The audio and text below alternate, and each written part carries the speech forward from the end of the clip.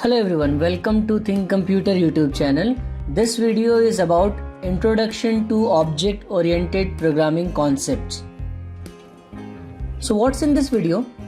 High-level language versus low-level language, procedure-oriented language, object-oriented language, principles of object-oriented programming, and difference between procedure-oriented programming and object-oriented programming. So let's begin. Let us discuss about high-level language and low-level language. We know that the language used by the computer is different from the language we use for communication.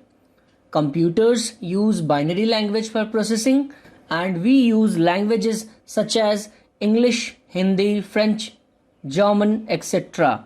Since it is very difficult to directly give instructions to computer in binary language, so high-level languages are developed.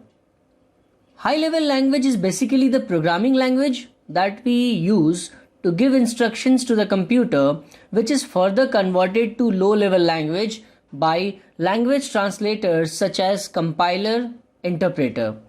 So basically the program that we write in any programming language, let it be Java or C++ or Python, that program is written in the language which is known as high-level language, which is converted by the compiler or interpreter to the binary language, which is 0 and 1, also known as low-level language or machine-level language. Classification of high-level languages. We can classify the high-level language into two categories. One is the procedure-oriented language and the second is object-oriented language. So what is procedure-oriented language?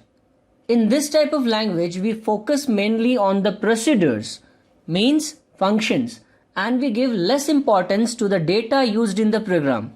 This type of language follows top-down approach, which means to divide a bigger problem into smaller units of code. This type of language is less secure as global data is shared among the functions and it does not support data hiding. This type of language is less applicable in real-world applications since the size of the code increases drastically with the number of functions used and grouping of functions are not possible. Some examples of procedure-oriented language are BASIC, COBOL, C, Fortran, etc. Object-oriented language. In this type of language, we focus more on the object, means data, rather than the functions. This type of language follows bottom-up approach, which means to combine or group similar functions into one logical unit, also known as a class. This type of language is more secure as the data can only be accessed through the functions, global data is not allowed, and it also supports data hiding. This type of language is best suited for real-world applications. Some examples of object-oriented language are C++, C#, Java, Python, etc. Now let us discuss the principles of object-oriented programming, also known as OOP. First is data abstraction. Data abstraction means to represent essential features without including the unnecessary details. Let us understand data abstraction using a real-world example. Take an example of television. In order to use the television, you just need to know about the controls like how to start or turn off television, how to change channels, how to increase or decrease volume. You are not required to know about the inner components of the television like circuit board, wiring layouts, electrical components used. So these details are abstracted or hidden from the general user as it is not necessary for them to know. Class and object. By definition, we can say that class is a set of data and functions. An object is an entity or instance of any particular class. So object poses or acquires the properties of any class. This is the base of object-oriented programming. The whole concept of object-oriented programming is to create classes to combine or put together functions using similar data.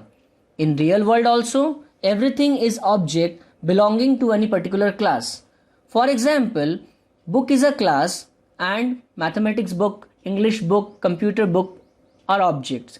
Laptop is a class and Lenovo, Dell, HP, Sony are objects. Smartphone is a class and Motorola, Samsung, OnePlus are objects. Encapsulation. As we know that in object-oriented programming, data and functions are used.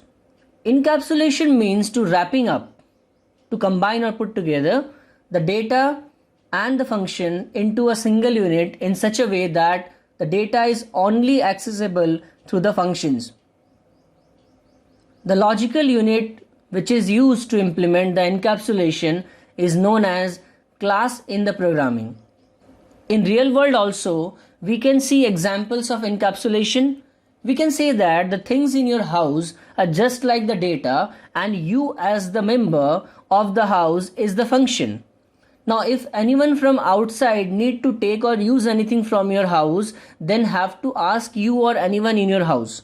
So the things in your house means the data are being accessed by you, means the function, and not directly from outside.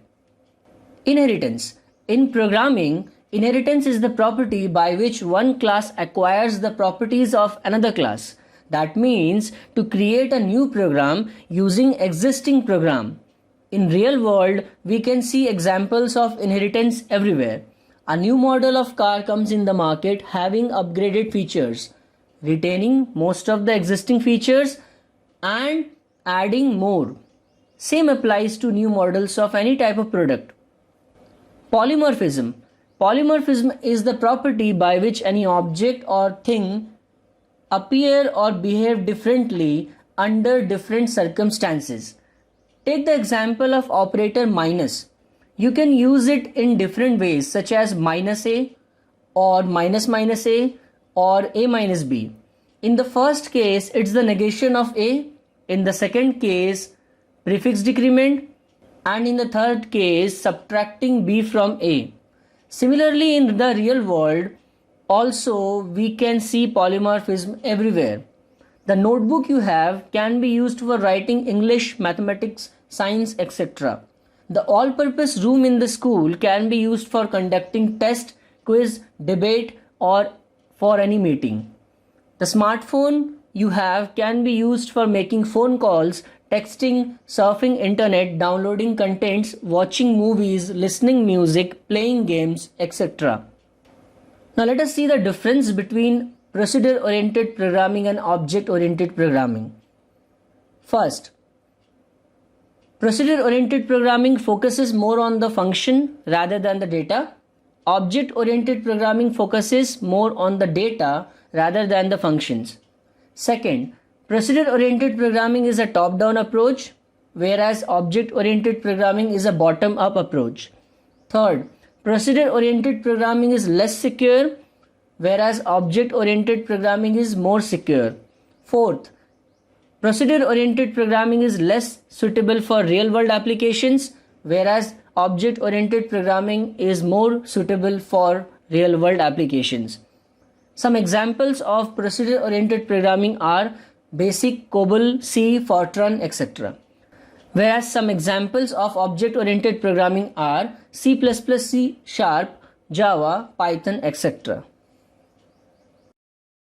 Thank you for watching this video. Please like and subscribe to my channel and click the bell icon to get new video updates.